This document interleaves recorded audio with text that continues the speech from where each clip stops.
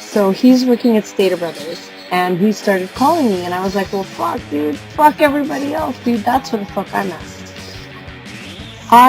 He gives me a call a couple times to pick him up from lunch, so I'm like, cool. I was going to make this radical change in my life.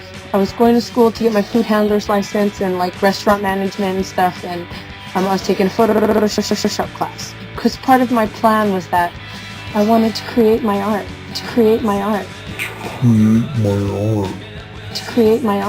I wanted to work on my art. I wanted to focus on my art. At that point, I had completely devoted myself to previous relationships and had lost who I was.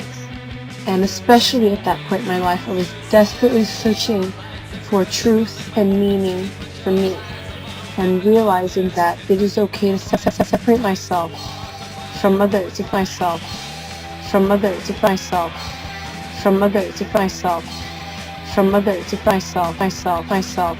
Others have a different idea of what truth and happiness is, that it's okay, it's not threatening to me, that I can accept theirs with mine.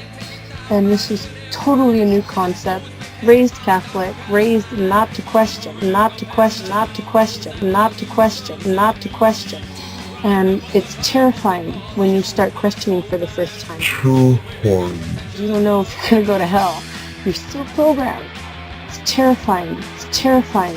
You're still so deeply programmed. I never believed it. I never followed it. It's terrifying. From 15 on, my mother introduced me to the Unitarian Church. Desperately searching for truth and meaning. 13 on. And some Sundays, I would skip catechism not to question. It's terrifying not to question. To go with my mom, sneak away with my mom to go to the Unitarian Church. And I would miss just enough that I wouldn't get in trouble, because everybody knew my grandma.